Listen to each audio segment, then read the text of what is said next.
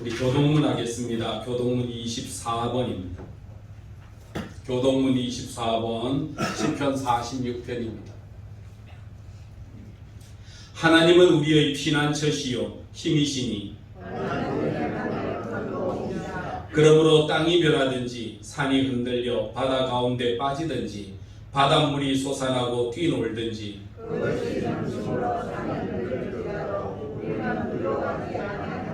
한 시내가 있어 나뉘어 흘러 하나님의 성 곧 지존하신 이의 성소를 기쁘게 하도다.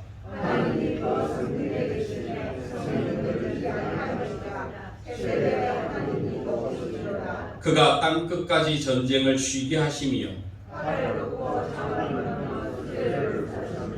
이르시기를 너희는 가만히 있어 내가 하나님 됨을 알지어다.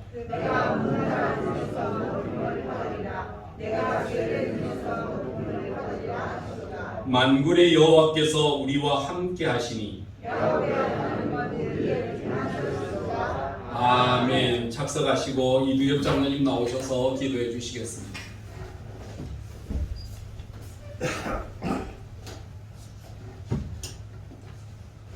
같이 기도 드리시겠습니다. 지금도 살아 역사하시는 하나님 아버지 감사합니다. 복된 주일을 저희를 택하사 예배당과 가정에서 은혜의 보좌 앞에 엎드려 감사와 기쁨으로 예배드리오니 우리의 예배를 기뻐 받아 주시옵소서. 저희들 지난 한 주간 모든 허물과 죄를 다 용서하여 주옵소서. 우리의 눈에는 들보는 미쳐 보지 못하고 남의 뒤를 보며 비방하며 하나님의 약속과 은혜를 잊어버리고 세상을 원망하였습니다. 하나님, 우리를 만져주시고 온전한 믿음으로 거듭나게 보혈로 덮어주시옵소서. 우리 사랑교회를 사랑하시고 등불로 사용하시니 감사합니다. 어렵기 때문에 주님 곁을 떠나는 것이 아니라 주께로 돌아오는 사람이 더 많아지는 은혜와 역사를 우리 교회가 그 일을 잘 감당하고 준비하기를 원합니다. 하나님, 코로나로 모두가 어렵습니다. 원치 않는 황충을 만나 사방으로 우겨쌈을 당하고 관계가 멀어지고 깨어져 우울함이 땅을 덮고 있습니다. 원치 않는 질병의 아픔과 상처 가운데 주의 얼굴을 구하며 환난날에 부르짖사오니 싸매시고 만져주시옵소서. 악을 선으로 바꾸시고 요셉처럼 다윗처럼 역전승하도록 우리를 예비하시고 예비하여 주시옵소서. 오늘도 생명의 말씀을 대언하시는 목사님 강한 손과 표심팔로 붙들어 주시옵소서. 이 혼탁한 세대에 말씀과 능력의 사자로 기름 부어 주시고 말씀이 예언이 되고 세미한 주의 음성이 되어 양떼를 쉴만한 물과 푸른 초장으로 인도하는 선한 목자로 더욱 귀하게 사용하여 주시옵소서. 오늘도 예배를 돕는 손길들이 있습니다. 기쁜 마음으로 수정들게 하시고 주님의 채우시는 진정한 은혜를 맛보게 하시옵소서. 하나님, 2021년 반달도 어둠과 거짓된 세상에서 우리를 지켜주시고 아름답게 잘 마무리하도록 선한 일과 말의 은혜와 은사를 다하여 주시옵소서. 우리의 안고 일어섬을 하시는 주님이 임마누엘로 함께 하시고 하나님의 공의와 질서로 이 나라를 올곧게 지켜 주시옵소서. 모든 것 감사하며 세상 끝날까지 우리와 함께 하시는 예수님의 이름으로 기도드리옵나이다. 아멘.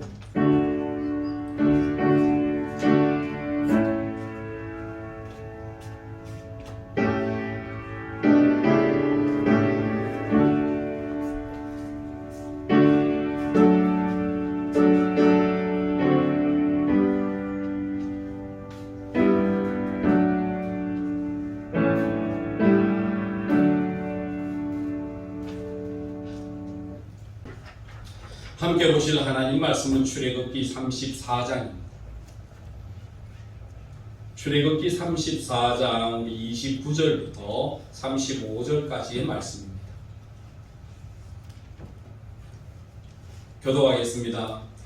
이 모세가 그 증거의 두 판을 모세의 손에 들고 시내산에 내려오니 그 산에서 내려올 때에 모세는 자기가 여호와와 말하였음을 말미암아 얼굴 피부에 광채가 나니 깨닫지 못하였더라.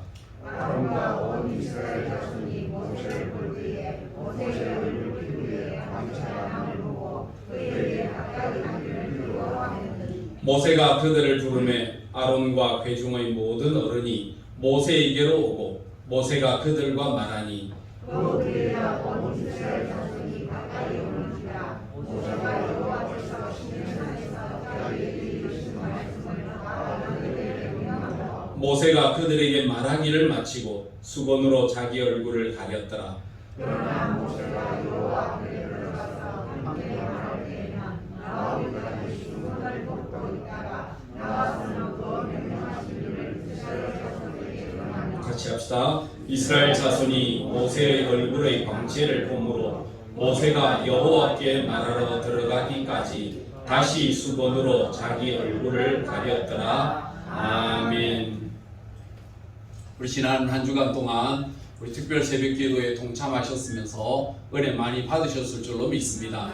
우리가 전 세계가 함께 모여서 새벽기도를 하나님 앞에 드리고 함께 찬양하고 함께 기도하는 그런 놀라운 은혜를 입었습니다. 여러분 각자에게 임하시는 하나님의 은혜가 다르고 느꼈을 감동들이 다 달랐을 줄로 압니다. 우리가 아마 살펴보면 그 안의 내용들을 우리가 쭉 다 이야기할 수 없지만 우리가 그 내용들의 가장 중심들을 살펴보면 다 이런 것들입니다.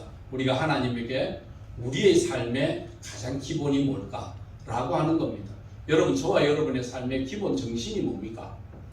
저와 여러분의 삶의 기본 정신은 우리는 하나님의 청직입니다 라고 하는 것입니다. 여러분 저 보면서 우리 지금 한 40대의 청년입니다. 40대의 청년이 나와 간증을 했잖아요. 그 40대의 청년이 간증하면서 뭐라고 이야기합니까? 자기의 순 자산만 3천억입니다. 40대에 3천억. 아버지한테 많이 물려받았는가? 아닙니다. 아버지는 중고차 장사입니다. 중고차 장사를 했고 자기는 아버지로부터 어려서 용돈을 별로 받아본 적이 없었던 사람이었어요. 그런데 이 아버지가 가졌던 것은 중고차 장사고 용돈도 많이 주거나 돈도 별로 주거나 이런 것은 없었는데 아버지가 자기에게 준 것 딱 두 가지를 가르쳤습니다. 하나는 돈에 대해서, 물질에 대해서 정직함을 가르쳤습니다. 두 번째는 이 아버지가 그런 삶이면서도 불구하고 아버지는 자신에게 믿음을 가르쳐 주신 겁니다. 그래서 하나님 앞에 숫자에 대해서 정직하게 살아라. 하나님에 대해서 정직한 삶을 살아라. 이것이 첫째는 숫자에 대해서 정직해야 된다. 숫자를 조작하거나 작성하거나 거짓되게 살지 말자. 두 번째는 하나님 앞에 믿음으로 살아야 된다. 우리의 삶의 모든 것은 청직이다라고. 여러분 이 청지기의 삶인데 자신의 그 청지기의 삶 속에서 이번 이 20개월의 이 팬데믹 세대를 지나가면서 자기는 학원을 주로 해서 하면서 전국에 이제 체인들을 가지고 있는 이 업을 하고 있는데 이 20개월의 기간 동안 이 학원이 어려움을 겪으면서 3천억이 한순간에 하고 날아갈 수 있다는 것을 경험했습니다. 그래서 자기의 삶에 그걸 경험했어요. 그러면서 자기가 느낀 게 있어요. 내게 아니다라고 하는 거예요. 우리는 뭐 안타까워하면 미쳐버리죠. 3천억 아이고 내가 뭐 어떻게 모은 돈인데 그 어떤 돈인데 내가 여러분 미칠 수밖에 없는 그런 상황인데 이 청년은 오히려 담담한 겁니다. 주시니도 여호와시고 취하시니도 여호와시니 여호와 하나님 영광 받아 주옵소서. 나는 여기에 집착하지 않습니다. 그냥 하나님 나는 청직입니다. 청지기로서의 하나님 앞에 삶을 살 뿐입니다 라고 고백하는 이 고백적인 음성이 그에게 있었기에 돈에 집착하지 아니하고 물질에 염려하지 아니하고 하나님만을 바라볼 수 있는 은혜를 자기가 입었다는 것입니다. 그러면서도 자기는 자신이 있었다. 여러분 하나님 앞에 저는 아버지가 중고차 장사하는데 아들이 와서 아버지 내가 좀 학원 아이들 과외를 뛰고 해야 되는데 차 좀 어떻게 하나 좀 소개해 주세요. 아들아 차는 튼튼하고 좋은 거 목숨을 살릴 거 뭐 이런 거 이야기할 만도 한데 돈이 얼마 있는데 야 아버지 얼마 있습니다. 그 돈이면 살만한 거 이런 거 살 수 있다고 카렌스를 하나 주더라고요. 카렌스를 타고 다녔는데 자기가 면허증을 타고 카렌스를 타는데 그죠? 자기의 삶 속에 사이드 브레이크를 채웠는데도 불구하고 차가 뒤로 밀리는 것을 경험했다는 거예요. 아버지가 세상에 자식에게 목숨을 잃을 수 있는 이런 차를 어떻게 소개해 줄 수 있으라. 아들은, 아버지는 네 삶 속에 네가 가진 돈으로 네가 할 수 있는 한도 내에서 네가 알아서 해야지. 괜히 쓸데없이 빚내갖고 사치하고 쓸데없이 빚내갖고 허영하고 그런 거 살지 마. 이자 무서운지 모르지. 이자나 이런 것들을 잘 생각해서 네 인생 경영 제대로 해라는, 여러분 그 교훈을 자기는 아버지로부터 철저하게 배운 것입니다. 그러면서 신앙생활 할 때에 물질이 생기거나 뭐가 생기거나 할 때 전 철저하게 하나님 앞에 11조를, 우리는 11조를 드릴 때 보면 여러 가지 드리는 사람들의 방법이 있지만 자기의 삶은 온전한 11조. 1,000만 원을 벌면 1,000만 원에서 100만 원을 떼고 하나님 앞에 드려요. 어떤 사람은 1,000만 원을 벌면 1,000만 원 속에서 내 본 투자 금액 빼고 거기서 세금 빼고 뭐 빼고 차 떼고 포 떼고 남는 걸로 대충 해서 드리지만 자기는 그렇게 하지 않고 온전한 11조. 1,000만 원이 들어오면 1,000만 원에서 11조를 드리고 남은 것으로 세금도 공과금도 자기 과세도 다 정리하는, 나는 이런 방식으로 하나님 앞에 살았습니다 라고 하는 것을 보여주었던 여러분 그 사람의 모습입니다. 나는 그런 내용도 보았고, 또 우리의 삶 속에 여러분 우리가 살아가면 여러 가지 가시들이 많이 있잖아요. 여러분에게 가시 없는 인생이 있습니까? 여러분 다 가시가 있습니다. 어떤 청년들 나와서 그런 이야기도 하더라고요. 청년 나와서 이야기하면서 너의 꿈이 뭐냐? 나는 재벌 2세가 되는 게 꿈입니다. 재벌 2세가 되려면 어떻게 해야 되냐? 나는 별로 할 거 없는데 우리 아버지가 좀 노력을 하면 되는데 우리 아버지가 게을러서 노력을 안 합니다. 그게 그 청년이 하는 말이더라. 여러분 그게 가능한, 말은 그럴듯해 보이는데 그죠? 요즘의 세대가 사실 그런 모습들을 많이 보이는 것 같습니다. 여러분 지도자가 어떤 사람이 지도자입니까? 여러분 어떤 류의 사람이 지도자라고 생각하십니까? 여러분 지도자는 여러분 미래를 개척하는 사람이 지도자입니다. 미래를 개척하고 미래를 준비해낼 수 있는 사람들이 지도자이거든요. 여러분 우리는 이제 얼마 있으면 다시 이 나라의 지도자를 선출하기 위해서 가는데요. 여러분 지도자에게서 보는 덕목이 뭡니까? 그 사람에게서 미래성을 보는 겁니다. 그가 어떤 공약을 통해서 어떤 것을 약속하고 얼마를 줄 수 있느냐에 대해서 여러분이 관심을 가지십니까? 저는 처칠이라고 하는 사람을 봅니다. 처칠은 약 11년 동안 영국의 수상으로서 영국을 이끌었던, 2차 세계대전에 패망했던 그 영국 앞에서 이 영국 국민들을 일으키고 세웠던 사람입니다. 처칠은 국민 앞에 나와서 선거할 때마다 나와서 국민들에게 이야기한 것이 있습니다. 그게 뭐냐면, 여러분, 나는 여러분에게 어떤 공약을 내세우지도 않습니다. 나는 여러분에게 어떤 약속도 하지 않습니다. 나는 여러분에게 요구할 뿐입니다. 여러분의 피를, 여러분의 땀을, 여러분의 눈물을 요구할 뿐입니다. 여러분 이 나라의 재건과 이 나라의 회복을 위해서 나와 함께 땀 흘리고 나와 함께 피 흘리고 나와 함께 눈물 흘리면서 다음 세대를 향하여 준비해 나가는 미래를 개척해 나갑시다 라고 했던 게 영국의 수상 처칠이었습니다.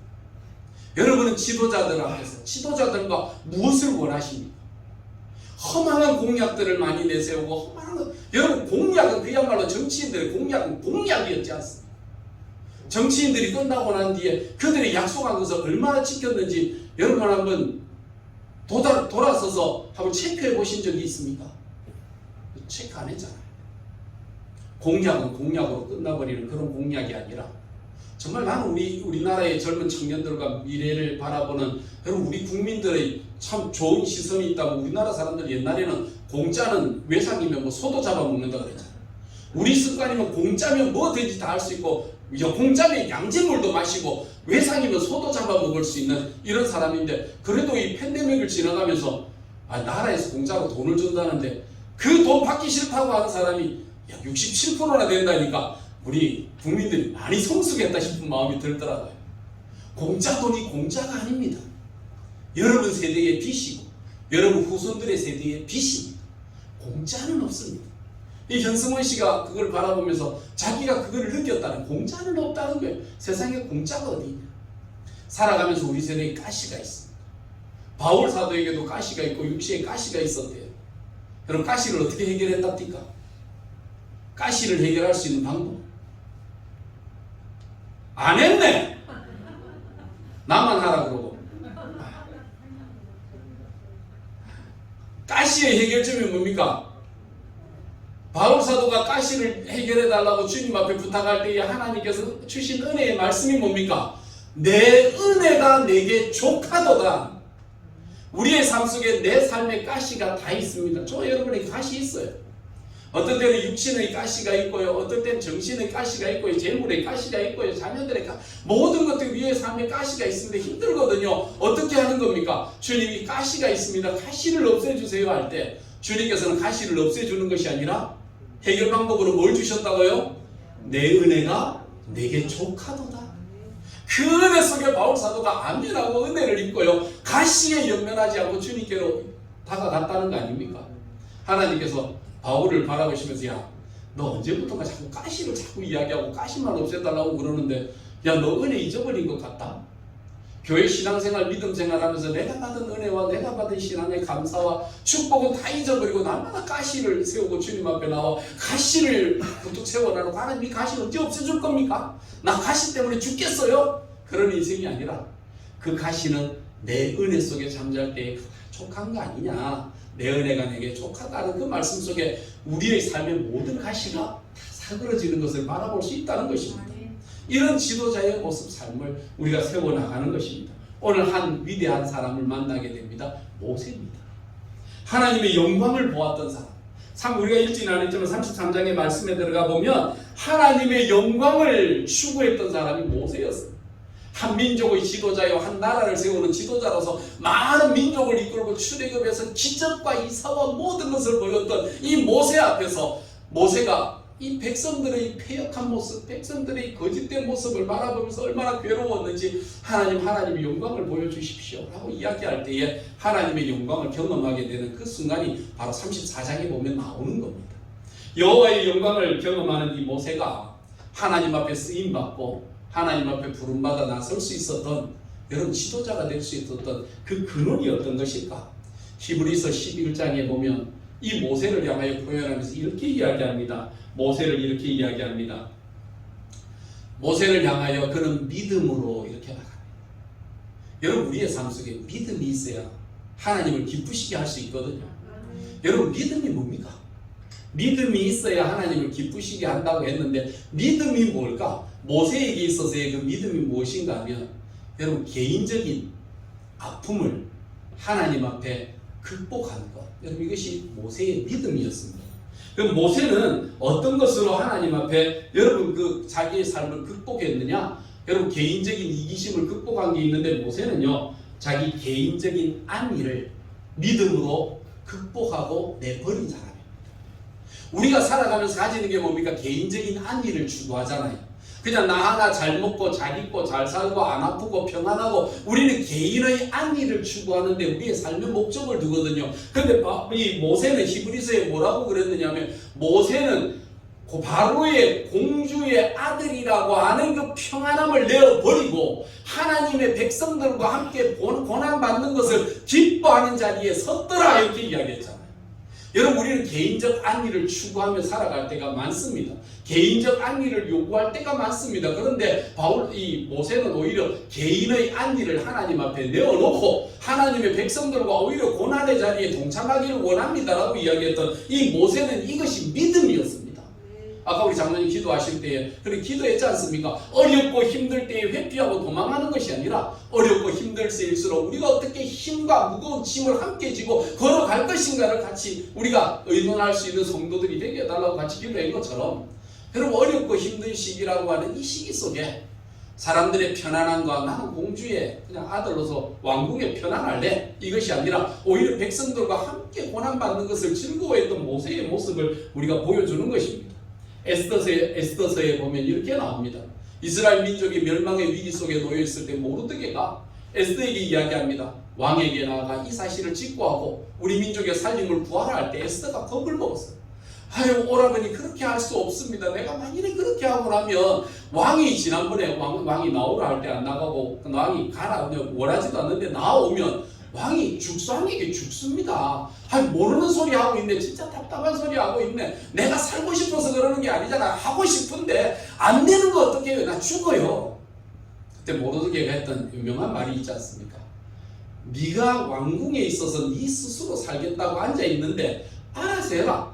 너는 그 왕궁에 있어서 멸망당하는 일에 피할 수 있을 것 같이 생각하지만 우리 민족 안 죽는다. 하나님께서 이 민족을 지키시고 보존하시고 살리시는 것을 우리는 알고 있다. 그러나 너 하나만 편하게 살고자 작정하고 그 길을 간다면 너와 내 집은 멸망받을 줄로 생각하라. 이 말 한마디가요. 나 살겠다고 백성을 버리고 도망했던 네 인생의 삶이 결코 행복하지 않을 거야. 네 알아서 해봐. 그 말 한마디에 에스더가 예 알았습니다. 그러면 내가 3일 동안 금식할 텐데 나를 위해 기도해 주십시오. 내가 함께 나갈게요. 내가 죽으면 죽으리다 고백했던 여러분 이 삶이 에스더에게 나오지 않았습니다. 신앙의 핵심이 뭡니까? 나의 안위람을 추구하는 것이 아니라는 것입니다. 모세의 믿음이라고 하는 것은요, 그는 개인적인 안위람을 하나님 앞에 극복한 사람이었습니다. 뭘로요? 믿음. 우리 누구나 개인적인 안위람을 추구하고 개인적인 안위람의 목적을 두고 살 때가 많습니다. 그렇지 않습니다. 개인적인 안위람이 아니라 이스라엘 백성들과 함께 믿음으로 살 것을 생각했던 모세의 믿음의 첫째는 개인적인 안위를 극복했던 사람이었습니다. 두 번째는요, 자신의 부족함을 극복했던 사람입니다.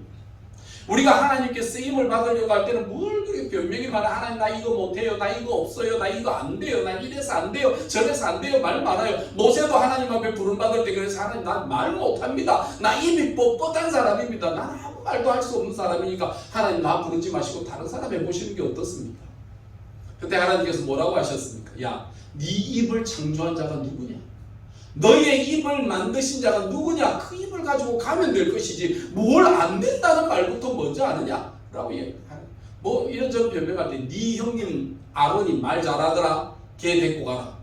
아론을 데려갔습니다. 여러분 출애굽기서를 살펴보고 출애굽기, 민수기, 신명기, 여호수아를 살펴볼 때 모세가 말을 못했습니까? 말을 잘했습니까? 아론이 말한 적이 있습니까? 모세가 다 말했습니까? 모세가 다 말했어요. 우리의 부족함과 우리의 연약함과 우리의 나약함과 우리의 없음은요 하나님이 더 잘 아세요. 모세는요 애굽에서 사람에게 배신당했잖아요. 사람에게 배신당했잖아요. 아니, 지난번에 어저께 살려줬는데 오늘 딱 보더니 네 어제 사람 잘 죽이대? 왜 오늘 또 나를 죽이러 왔느냐? 여러분 기억하십시오. 말썽 부리는 그 사람이 또 말썽 부립니다. 말썽쟁이는 항상 말썽을 부리거든요. 여러분 그런 사람 앞에서 모세가 얼마나 배신감을 느끼겠습니까? 나는 지 살려주려고 그랬는데 저거 오늘 그거를 약점 삼아서 또 나에게 이렇게 다가오고. 그러니까 광야 생활 40년 살면서요 모세가 거의 실언증에 걸린 이 말 못하겠다. 나 사람들에도 할 말 없다. 그런 배신감에 치를 떨었던 모세의 모습 아니겠습니까? 아까 이야기했던 그 현원장 같은 사람은 자신도 배신감을 많이 느꼈대요. 사람이니까 왜 배신을 안 하겠습니까? 배신하죠. 그런데 그때마다 다른 사람들과 이야기하면서 야 누구 좀 우리가 돈을 좀 벌었으니까 좀 돕자 하자. 1년에 그나 5억 가까이씩 자기의 삶 속에 구제하고 남을 돕는 일에 많이 쓴다면 근데 아니 돈을 많이 쓰면서도요 어떨 때 보들 때는 고맙습니다 이러다가요 받고 나서 딱 돌아서면 끝이에요. 한 번도 다가와서 명절날이나 찾아와서 고맙습니다 인사하는 것도 없고 전화나 문자로 고맙습니다 말하는 거는 아무것도 없어요. 받을 때 그때 뿐이래요. 배신감이에요. 그래서 사람들이 자기들도 친구들이 돈 있는 친구들이 많아서 야 좀 해줘라 뭐 어떻게 해줘라 이러면 첫째는 옛날에는 돈이 없어 못 해줬고 두 번째는 이제는 돈이 있어서 해줄 수도 있는데 사람들을 생각하면 고마움을 모르는 사람에게 내가 할 필요가 뭐가 있겠냐. 고마움을 모르는 인간들에게는 할 필요가 없다. 그게 베푸는 사람의 모습이더래요. 자기도 생각할 때 그렇더래요. 베풀어도 고마운 줄 모르는 그 인간들에게 내가 베풀 필요가 뭐가 있느냐 생각이 자기 마음속에 딱 다가올 때에 하나님께서 너에게 찾아오셨다는 거야. 야, 우리 솔직하게 한번 이야기해보자. 니는 청직이잖아. 그 니 거가. 그건 내 건데. 너는 단지 시키는 일이 심부름했을 뿐인데 네가 심부름했다고 해서 그것에 네가 고마움을 받아야 되는 이유가 뭐가 있냐. 화가 나면 내가 화가 나지. 하나님 앞에 은혜를 받고 감사할 줄 모르는 사람들에게 대해서 내가 화를 내겠다. 내가 책망하겠고 내가 그 감사를 모르는 자에게는 내가 반드시 보답할 것이다. 하나님의 마음이래요. 감사를 알고도 감사를 모르는 사람에 대해서는 내가 반드시 내가 할 것이지 내가 화를 낼 것이지 너는 화내지 마라. 너는 단지 심부름만 했을 뿐이니라. 우리가 신앙생활 뭘 조금만 하고 나면 삐지고, 뭐 조금만 해도 안 나아지면 화가 나, 뭐 조금만 해도 뭐 안 드러나면 내가 뭐 이렇게나 했는데, 이럴 때가 많아요. 그럴 때가 많을 때마다 뭐합니까? 우리가 청지기 의식을 잃어버려서 그래. 우리는 청지기로서 하나님께서 맡겨주신 일을 우리가 했을 뿐이고, 하나님께서 우리에게 행하신 일에 대해서 하나님이 우리에게 뭐라고 하십니까? 잘하였도다 착하고 충성된 종아, 내가 적은 일에 충성하였으니 큰 것으로 내게 맡기리니 내 주인의 즐거움에 참여할지니라. 이게 하나님이 주신 말씀인데 왜 섭섭해요? 왜 그것 때문에 낙심해요? 왜 그것 때문에 실망해요? 자기는요, 그거 하나님의 말씀을 딱 받는 순간, 아 그렇구나, 내가 청지기인 것을 잃어버리고 내가 주인인 채 했구나. 하나님 죄송합니다. 내게 아니고 나는 주인이 아니고 청지기입니다. 하나님이 영광 받으시고 나는 주께서 시키신 일, 나는 성실하게 일할 뿐입니다. 여러분, 그렇게 일했더니 하나님께서 더 많은 것을 주셨대요. 그러니까 40대 나이에 3천억을. 여러분, 이게 신앙이에요. 여러분, 주인 아닙니다. 목사가 뭘 했다고 해서 자랑할 수 없고요. 여러분, 우리 성도들이 뭘 했다고 자랑할 수 없는 것은 우리는 다 무엇이다? 청지기다. 여러분, 이 의식만 있으면 신앙생활이 쉬워 만듭니다. 하나님이 복을 주십니다. 여러분, 은혜 가운데 항상 기쁨으로 살아갈 수 있습니다. 우리는 주인이라고 생각하니까 자꾸 많이 높아지고, 주인이라고 생각하니까 자꾸 권위가 높아지고, 주인이라고 생각하니까 자꾸 그에 대해서 내가 뭔가 입김을 넣어야 되고, 내가 뭔가 내 힘을 넣어야 되는 것처럼 생각하는데요, 아니라는 거예요.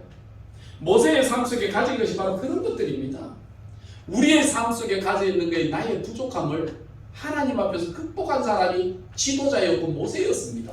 말 못하지요. 여러분, 말 잘 못하는 데다가요, 모세에게는 뭐가 있습니까? 살인자라는 전과가 그 얘기죠. 자기의 전과를 극복하고 자기의 살인자라고 이 말 못하는 게, 이것을 하나님 안에 극복하고 살았던 것이 믿음입니다. 믿음으로 여러분은 어떤 것을 극복하셨습니까? 여러분 여러분 삶에 어떤 약한 것을 극복하셨습니까? 여러분, 그렇다라고 한다면 우리 주님 앞에 쓰임을 받을 수 있는 여러분 지도자의 자질에서 우리는 한 걸음 뒤로 물러가는 것이 수밖에 없는 것입니다. 그렇기 때문에 저와 여러분들이 가져야 될 것은 모세가 가졌던 믿음으로 극복했던 것을 보는 겁니다. 약점을 극복했습니다. 세 번째는요, 모세는 뭘 극복했느냐면 자기의 사랑을 포기했습니다. 자기의 개인적인 사랑하는 아들이 있고요, 자기의 사랑하는 아내가 있고요, 자기의 사랑을 가지고 있는 자기 가족이 있었어요. 그래서 모세는 어떻게 해요? 자기 개인적인 가족의 사랑을 포기해버렸어요. 하나님 앞에서. 자신의 삶, 하나님, 자식 사랑하지 않는 사람이 어디 있고 자식 귀하지 않는 사람이 어디 있습니까? 자식 귀하고 자식 사랑하고 내 아내 사랑하고 내 남편 사랑하는 거, 우리 가족 사랑하는 거 다 있지만, 이 사랑하는 이 모습 속에 그냥 아기자기 우리끼리 된장찌개 끓여서 잘 먹고 살자는 거 아니고, 하나님의 백성들과 함께 하나님의 나라의 일들을 위해 개인적인 사랑을 포기했던 사람이 없이 모세였다는 것입니다. 우리는 이거 참 포기하기 어렵습니다. 때로는 여러분, 자녀들 포기하기 어려워요. 사랑하는 배우자 포기하기 어렵고요, 우리 가정을 포기하기 어려운 저도 살아갈 때가 많이 있지 않습니까? 자식이 누구보다 귀하죠. 여러분, 가정이 너무나 귀하죠. 여러분, 살펴봅시다. 부모가 자녀에게 있어서 청지기 정신을 잃어버리고 부모가 자식에게 주인 정신으로 좌지우지하려고 한다면 여러분, 그 자식은 불행한 자식이 됩니다. 부모는 청지기입니다. 자식들에게 하나님이 무슨 은사를 주셨는지 깨달아 보는 겁니다. 부모가 자식을 좌지우지해서, 야, 내가 살아보니까 어떤 일을 하는 게 제일 좋더라, 뭘 하는 게 제일 좋더라, 그런 걸 해라. 그래가지고 부모의 목적대로 자식들을 잘 키워내면서 살아가고, 기다려라, 내가 돈 벌어갖고 넘주겠나, 니 주지. 그래고 자식들에게 집 한 채 마련해주고 돈 한 푼 쥐어주면 여러분, 그 부모를 가진 자식이 행복할 것 같지만 그 자식은 불행한 자식이에요. 왜요? 미래가 없잖아요. 그 자식의 영혼이 하나님 앞에 갈 수 있는 미래가 있습니까? 돈을 하나님처럼 생각하고 돈을 하나님처럼 안고 살아가는 그 자녀의 미래에 있어서 하나님 없는 그 인생은요, 결국 없는 겁니다. 어려서부터 자녀를 사랑하고 자녀를 좋아하지만 기억해라, 내가 하나님을 너보다 사랑할 수 없다. 하나님이 나를 사랑하시기에 너를 내게 맡겨주신 것 뿐인데, 내가 하나님의 사랑으로 너를 사랑하는 거지 내 사랑으로 너를 사랑하는 거 아니다 라고 하는 것을 자녀에게 키워줬다고 한다면, 여러분, 그 자녀도 역시 하나님을 바라보게 되는 은혜를 입겠지만, 부모가 지 자식인 줄 알고 치마폭에 싸고 앉아가지고 내꺼 하다 살다 보면 여러분 기억하십시오. 여러분의 자녀가 앞으로 어떤 일을 당할 때 어떤 해결책을 어디에서 찾겠습니까? 여러분 자녀 문제 다 해결해 줄 수 있습니까? 여러분이 자녀 문제에 대해서 다 어떻게 정리해 줄 수 있는 자신이 있으십니까? 돈으로요? 돈으로 할 수 없는 건 어쩔래요? 여러분 하나님께로 돌아왔던 이어른 교수는요, 자기는 세계적인 인물 아닙니까? 자기가 하면요, 자기 제자가 없겠습니까? 누가 없겠습니까? 다 할 수 있는 능력을 자기가 다 가지고 있었어요. 그런데 딸이 암이라고 하는 소리를 듣거든요. 그 암을 위해서 병원도 마련해 줄 수 있고 좋은 의사도 마련해 줄 수 있는 치료 기술도 있는 것으로 데려갈 수는 있지만 그 생명을 살려줄 수 있는 능력이 자기에게 없다는 것을 수술대 앞에서 알았어요. 그래서 딸이 수술하러 들어간 다음에 그 수술대 앞에 서가지고 울었대요. 평생 처음으로 하나님을 불렀답니다. 하나님, 이 육신의 애비가 내 애비인 줄 알았는데 내 자식 앞에서 나는 아비가 아니네요. 아무것도 아닙니다. 아무것도 해줄 게 없습니다. 병원은 정해주고 의사는 정해줄 수 있었는데 이 아이에게 해줄 수 있는 게 아무것도 없습니다. 하나님, 내 딸이 늘 이야기합니다. 하나님을 아버지라고 하던데요. 하나님 걔의 아버지시면 아버지가 걔의 생명을 취급해 주시고 살려주시고 보존해 주시옵소서. 그럼 나도 하나님 믿겠습니다. 수술대 앞에서 수술대 붙잡고 울었다지 않습니까? 여러분 어떻게 됐을까요? 생명으로 살아났어요. 은혜를 입는 순간 그분이 예수를 믿은 겁니다. 여러분이 뭐 해줄 수 있어요? 여러분 해결해 줄 수 있는 거 없어요. 여러분의 자녀에게 해줄 수 있는 것이 있다면 믿음을 세워주는 것이고 믿음으로 이끌어가는 것입니다. 그 자식이 복된 자식입니다. 하나님 없이 세워진 자식은요, 복되지 않아요.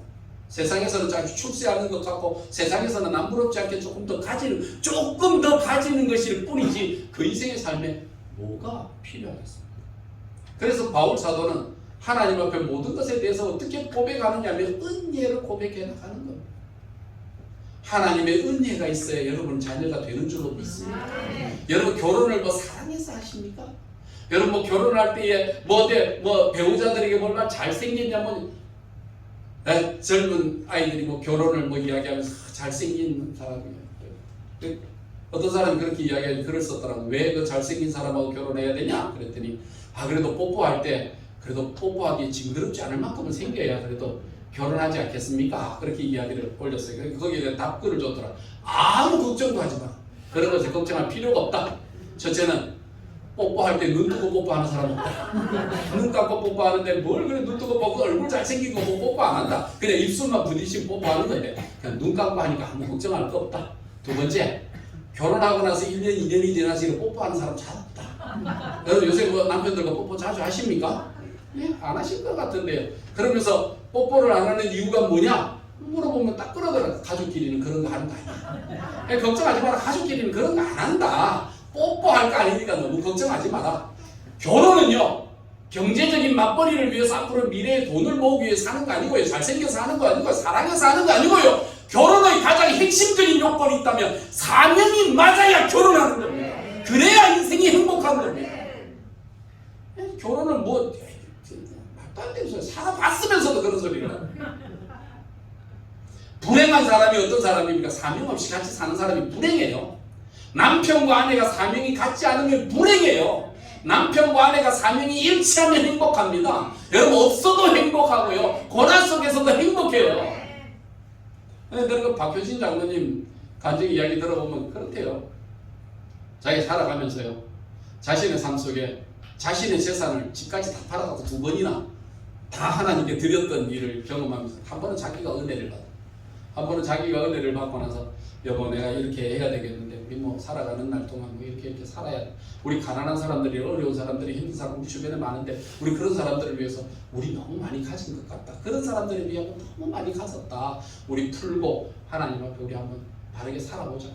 아내가요 고개를 훅 떨거든만 내가 3일만 생각할 시간을 주이소. 3일 생각하던 말에 눈물을 펑펑 흘리더니 하나님이 그런 마음을 주셨으면 해야 안 되겠습니까? 아닙시다. 그러고 그러냐 다 받았어요. 다 받아가고 다 했는데요. 그 자기가 올라가서 자기 이제 서울에 이제 이 교도소로 부임받아가고 관사를 가지고 이제 살아가고 있는데 서울에 오니까 다 재테크를 다 하더래요. 앞으로 관사에 있으면서 아파트도 사고 뭐도 사고 막 이래. 너무 그런 거를 바라보면서 여보 우리는 다 하고 나서 없지만 우리 노후도 생각하고 또 관사에 사니까 방이 2개밖에 없는데 방이 2개밖에 없으니까 애가 밤에 자다 보면 뭐 시바가 내 쫓겨나가고 울면서 아빠한테 오는 거야. 아빠 누나가 나가래요. 야 딸이 왜 그러노? 그러면 딸이 또 우는 거예요. 엄마 아빠 다 큰 애가 다 큰 동생하고 한 방에서 자는 건 우리 학교에 내 밖에 없어. 다 지방 가지인데 나도 내 방이 없어 하고 그 딸이 울고 아들이 울고 다 울더래요. 부모 마음 찢어지죠. 하나님 앞에 하나님 미안합니다. 이제 우리도 좀 아들 야 우리 아를 위해서 우리 하자. 재형저축도 하고 주택적금도 들고 쪼개고 나누고 부쓰게 가자. 그러다가 또 한번 하나님께서 찾아오신 새벽에 교회에 뭐 일이 있어서 헌금을 해야 될 순간이 닥친 거예요. 그때 이제 하나님 앞에 기도하면서 하나님 그래도 장로인데 내가 얼마를 해야 되겠습니까? 내가 1,000만 원을 할까요? 2,000만 원을 할까요? 하나님 내가 어떻게 해야 됩니까? 하고 기도하는데 하나님께서 그 마음속에 또 옛날처럼 찾아오시더라는 거예요. 네 가진 거 아니나? 그거 해라. 하나님 그 내한테는 이야기하지 말씀. 그 하나님 지난번에 내가 알지 않습니까? 내 안에 그 우는 거 알지 않나? 나는 절대 말 못합니다. 하나님 마지막에 있어. 나는 모릅니다. 하나님 말 못 들은 걸 하겠습니다. 하고 딱 닫아버리고 갔다는 거예요. 가가지고 있는데 한 밥을 먹는데 어느 날 아침에 출근하려고 밥을 먹는데 아내가 밥상을 차려놔놓고 그 나라는 차려놔놓고 이야기하는데 여보 당신이 이번에 헌금 얼마 할게요? 물어보더라고요. 그 철렁더니 모르겠다. 난 얼마 할지는 모르겠는데 당신이 알아서 해라. 근데 밥상머리를 탁 앉혀놔놓고 닭똥 같은 눈물을 툭툭툭 흘리는 근데 와 그러노? 하나님이 내 마음속에 은혜와 감동을 주시는데 우리 있던 거 다 털어야 될 것 같아요. 내가 가지고 있으면 그거 되겠습니까? 당신 장로인데 그래도 우리가 믿음으로 산다고 작정했는데 다 털어야지. 그거 가지고 어떻게 하겠습니까? 그냥 자식들 방 좁아도 저는 살아야지 어쩌겠습니까? 닭똥 같은 눈물을 부득부득 흘리는데 아이고 자기는 마음속으로 하나님 감사합니다 하지만요 그 도저히 그 눈물을 못 보겠더라는 거예요. 그래서 여보 뭐 당신이 그렇게 생각했다면 당신이 그 좋은 데로 가 있어요. 자기는 비겁한 남자고 도망가고 말았다. 자기는 2번이나 집을 팔았대요. 2번이나 집을 팔고 없는 것처럼 살았지만 근데 자기 마음속에 가지는 은혜는 있어요. 사명이 같은 아내와 같이 사니까요 하나님 앞에 부끄럽지 않게 살 수 있어서 고마웠다. 여러분 결혼을 뭘로 사십니까? 우리 한 사람의 안일과 즐거움을 위해서 그렇게 사는 겁니까? 아니라고 봅니다. 여러분의 진정한 행복이 어디 있습니까? 부부가 같이 신앙생활에 일치가 되고 믿음에 일치가 되고 여러분 삶에 일치가 되면 그때가 행복이 일어나는 줄로 믿습니다. 여러분 오해하고 곡해하지 마십시오. 아무에게나 그렇게 하지 않습니다. 아무에게나 그러나 아브라함이니까 나와서 아브라함에게 자식을 바치라 하지 여러분들에게 자식 바치라 바치겠습니까? 사탄아 물러가라 하겠죠. 여러분 은혜 속에 살아왔던 모세는요 자기 개인의 사랑을 포기했습니다. 내 개인의 삶 속에 내가 가진 목적과 삶의 근원을 다 포기했던 사람 그 사람이 바로 모세였다는 것입니다. 모세는요 보이는 것을 두려워하지 않는 이런 믿음을 가지고 살았습니다. 바로 앞에 선다는 게 어떤 건지 알잖아요. 에스더가 왕 앞에 선다는 것이 어떤 건지를 알고 그럼 모세가 바로 앞에 선다는 것이 어떤 건지를 압니다. 두려워. 왕은 죽일 수 있는 권세를 가졌잖아요. 그 왕 앞에 서야 될 때에 그 두려움 하나님 바로를 모르시는 것 같은데 하나님 바로를 우습게 보지 마세요. 바로는 지금으로 따지면 미국의 대통령보다 큰 권한을 가지고 있는 사람. 그 전 세계를 호령하고 있는 바로 앞에 내가 선다고요. 하나님 그런 일은 있을 수 없습니다. 바로가 나를 보면 죽이려 할 겁니다. 그럴 때에 그 두려움을 극복시키기 위해서 네가 바로 앞에 가는 무기를 내가 하나 줄게. 그 무기가 뭡니까? 네 손에 들고 있는 지팡이 들고 가라. 네가 두려워하는 그 바로 정도는 내가 볼 때는 네 손에 있는 지팡이만도 못한 게 바로다. 이게 하나님의 해답이었거든요. 여러분 우리 인생에 뭐가 두렵습니까? 여러분의 인생에 뭐가 아픔입니까? 여러분의 삶에 있어서 여러분 뭐가 여러분을 두려움으로 꽉 잡고 있습니까? 돈이 좋아서? 명예가 좋아서? 자기 체면이 좋아서? 뭐가 좋아서? 오늘 하나님을 떠나서 세상에서 방황하고 살고 세상 속에서 살지만 여러분 그들이 원하는 돈은 없고 원하는 만큼의 목적은 없고 좋은 차도 타고 좋은 집도 살고 좋은 거 삶으로 삽니다. 여러분 과연 행복합니까? 그 사람이? 그 사람의 인생과 영혼의 행복이 있을까요? 하나님을 떠난 인생의 삶은요, 육신의 소욕은 가질 수 있어도 항상 그 마음속에서는 괴로움과 두려움과 영적인 장마가 그들의 삶 속에서 계속 임하고 있을 겁니다. 진정한 행복이 뭔지 모르잖아요. 뭐가 두렵습니까? 돈이 없는 게 두렵습니까? 건강을 잃는 게 두렵습니까? 세상에서 즐겁게 못 사는 게 두렵습니까? 아닙니다. 하나님을 떠난 인생이 두려운 것입니다. 여러분, 그렇게 가인과 같은 사람들은 하나님을 떠나 성을 쌓고 가인성이라고 하고 그 속에 들어가 살지만 인생이 행복하지 않았어요. 진정한 두려움은 하나님을 떠나는 인생이 두려운 것입니다. 그런 우리 인생들에게 하나님의 영광을 보았던 모세에게 하나님께서 주신 거 있습니다. 너희가 내 영광 가운데 서려고 하면 몇 가지를 지키라라고 앞전 부분에 이야기한 게 있거든요. 첫째는 뭘 이야기하시는 거면 우상 숭배하지 마라. 내가 너희들에게 100번 1000번 이야기하는데 우상 숭배하지 마라. 다른 신 앞에 절하지 말라. 오늘날 우상은요, 동상으로 만들어 놓은 게 우상이 아닙니다. 여러분의 마음속에 하나님보다 더 귀중하게 생각하는 그것이 우상입니다. 때로는 여러분의 물질이 하나님 앞에 우상이 될 수도 있습니다. 때로는 여러분의 명예가 하나님 앞에 우상이 될 수 있습니다. 어떨 때는 여러분의 자녀가 하나님 앞에 우상이 될 수도 있습니다. 하나님보다 더 소중하게 여기는 것을 붙잡았다면 그것이 우상이라고 하는 사실을 기억하고 그것을 향해서 깨뜨려 버리는 믿음과 신앙이 있어야 됩니다. 여러분, 우리가 요단을 건너 하나님의 약속의 땅에 들어가기 위해 우리가 가져야 될 것은 우상을 버리는 일입니다. 그래서 하나님께서 야곱으로 하여금 밤새 싸우게 하신 다음에 그로 하여금 이름을 주실 때 이스라엘이라고 했던 것은 그가 가지고 있었던 우상, 얼마나 그랬습니까? 얼마나 집착이 강했습니까? 양들을 칠 때도 자기 그 외삼촌 자기 어른 앞에 가가지고 외삼촌 양들을 칠 때인데 이제부터 지금까지 있던 건 다 외삼촌 겁니다. 다 인정할게. 난 무일푼으로 땡으로 시작합니다. 근데 이제부터 시작해서 양들이 새끼를 낳는 것 속에 하얀 양이 있으면 다 외삼촌 거고, 그리고 얼룩얼룩한 점이 있는 거는 내 끼입니다. 그러고 시작했습니다. 양이 하얀 게 많습니까? 얼룩이가 많습니까? 하얀 게 많아요? 얼룩이가 많아요? 확률상으로 볼 때에 얼룩이가 더 많은 겁니다. 얼룩이가 더 적은 겁니다. 그러니까 그 라반이 좋아갖고 그래 좋다 그렇게 하자 그러면. 근데 야곱이 얼마나 집착이 강한 사람입니까? 양떼들을 데리고 나가 물을 먹일 때 버드나무와 살구나무와 신풍나무를 가져다가 그 껍질을 뺏겨갖고 얼룩얼룩하게 만들어서 위에 물이 흐르는 위에다 성층에 딱 꽂아놓고 야들아 저거를 보면서 물을 먹어라 하고 양들을 세워놨을 때 건강한 몸이 올 때는 그 물을 마시게 하면서 그 버드나무와 살구나무와 신풍나무를 보면서 먹게 할 때 낳는 새끼들마다 얼룩얼룩한 게 나오잖아요. 근데 비리비리하고 약하고 돈 안 되는 것들이 올 때는 싹 그것도 치워버리고 그 나무도 딱 치워버리고 너희는 먹고 막 비리비리한 거니까 돈 가치도 없는 거니까 이거나 먹으라 하고 그 먹일 때 비리비리한 거는 다 외삼촌 거고 튼튼하고 건강한 거는 얼룩얼룩한 거는 다 내 거고. 여러분, 집착과 요령, 집착, 꽤 여러분 야곱만한 사람이 있습니까? 야곱은 그거 좋아했어요.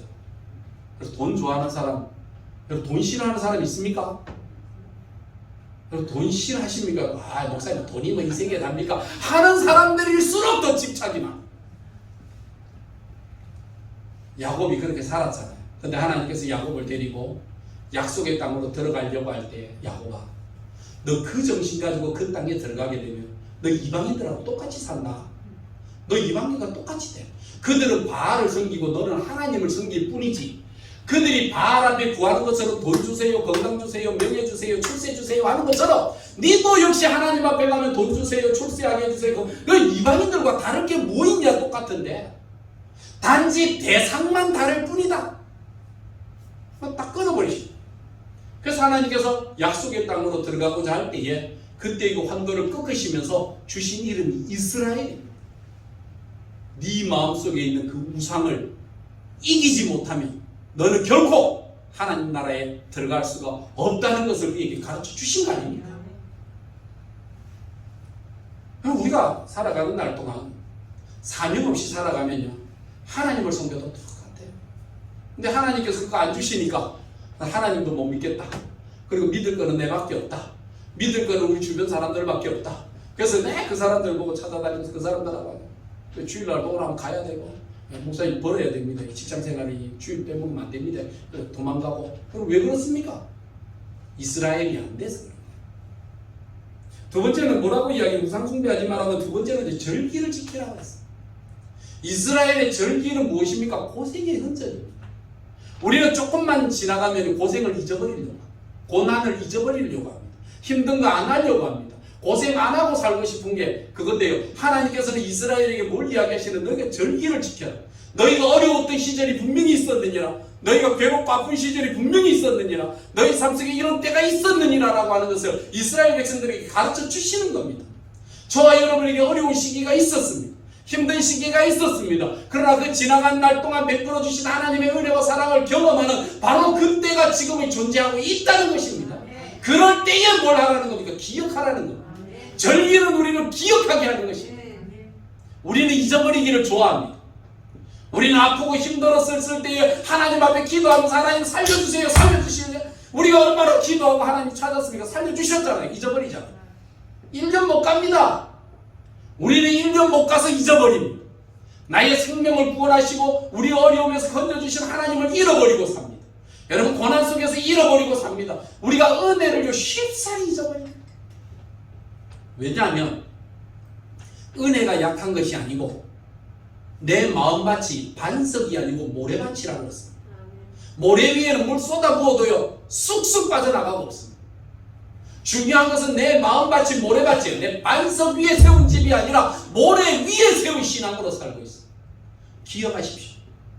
창수가 나고 폭풍이 몰아치고 어려움이 닥치면 한순간에 와장창하고 무너집니다. 얼마나 잘 지었느냐가 중요한 게 아니에요. 어디에 지었느냐가 중요한 거예요. 예수 그리스도의 반석 위에 짓지 아니하고 모래 위에 지은 집은 여러분의 은혜를 순간적으로 잊어버리듯이 여러분의 인생이 한순간에 무너질 때가 되면요 없습니다. 그러니까 내 인생을 어디에서 지어야 될까? 절기는 뭡니까? 하나님께서 너의 어려움의 시기를 어떻게 지켜줬는지를 생각하고 살아라. 이것이 바로 절기에 대한 이야기입니다. 여러분 이 절기를 기억하시면서 너희는 안식일이 절기를 기억하고 지키라 그랬어요. 세 번째 약속으로 주신 게 있습니다. 안식일을 기억하여 그 날을 거룩하게 지키라 그랬어요. 하나님께서 우리에게 주신 날들이 있어요. 6일 동안은 열심히 살아라. 6일 동안은 최선을 다해라. 그러나 주일은 여호와의 안식일이죠. 너는 이 안식일을 구별하여 거룩하게 지킬지니라. 여러분 우리가 세상 살아가는 날도 권력자도 만나야 돼요. 힘 있는 사람도 만나야 돼요. 비즈니스도 해야 돼요. 여러분 돈 있는 곳에 가야 돼요. 그러나 하나님 없는 그곳은요 여러분의 인생의 경우가 행복하지 않을 거예요. 하나님 없는 인생의 즐거움의 자리는요 여러분 인생이 그렇게 값어치 있는 건 아닐 거예요. 세상 끝나는 날 저와 여러분도 언젠가 하나님 앞에 서야 될까요?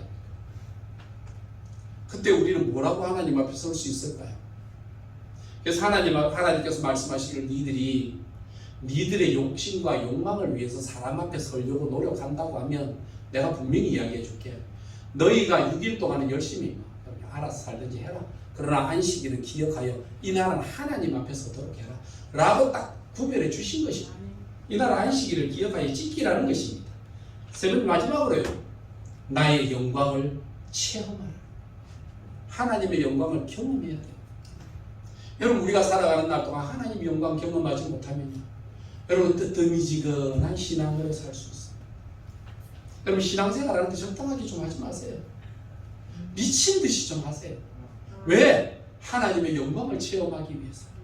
모세가 하나님 앞에 나가 하나님의 영광을 체험하기 위해서 죽었듯이 달려가고 기도에 매달리고 말씀을 읽으며 하나님 앞에 구하고 찾고 두드리는 게 뭡니까? 잘 먹고 잘 살고 여러분 이게 아니에요. 이스라엘 백성들의 하나님께서 원하시는 것은 하나님의 영광을 구하는 믿음으로 와서 두드리고 찾고 여러분 이 세상을 내가 세상을 이겨노하신 것처럼 우리도 세상을 이기는 믿음으로 좀 살고 싶지 않습니까? 왜 세상에 노예같이 사세요? 노예가 아니라고 하면서 교회 와서 신앙생활 할 때는 꼭 하나님 앞에 나올 때 우리 주일을 성수합시다. 우리가 하나님 앞에 이런 값 이런 말. 아니 내가 뭐 교회 노예요. 내가 하나님 노예요. 나도 내 시간 필요하고 내 할 거 필요한데. 그러고는 하나님 앞에서는 내가 노예 아니라고 하면서 세상 앞에 나가서 노예같이 살잖아요. 여러분 우리가 그렇게는 좀 살지 맙시다. 바울 사도가 갈라디아서나 고린도전서에서 뭘 이야기합니까? 우리가 자유자라고 이야기할 때에 우리가 세상에서 이겨 자유하고 하나님 앞에서 진정한 자유인으로서 하나님 앞에 종으로 살아가는 이 모습이 행복한 것. 우리 그런데 세상에서 자유하다. 하나님 앞에 자유한 인생은 이제 세상에 매이게 되어 있고요. 세상에서 자유한 사람은 하나님 앞에 매이게 되어 있습니다. 이게 신앙인데 여러분 이거 없는 믿음으로 살아갈 때가 많거든요. 왜? 하나님의 영광을 못 봤어요. 모세는 하나님의 영광을 봤거든요. 하나님의 영광을 보고 난 뒤에요. 그 하나님의 영광을 잊지 아니하도록 그 하나님의 영광을 간직하도록 살고 싶어 했던 모세의 마음이 있다. 마지막에 보면 이렇게 나옵니다. 33절에 모세가 그들에게 말하기를 마치고 수건으로 자기 얼굴을 가렸더라. 35절에 이스라엘 자손이 모세의 얼굴의 광채를 보므로 모세가 여호와께 말하러 들어가기까지 다시 수건으로 자기 얼굴을 가렸더라. 왜 가렸습니까?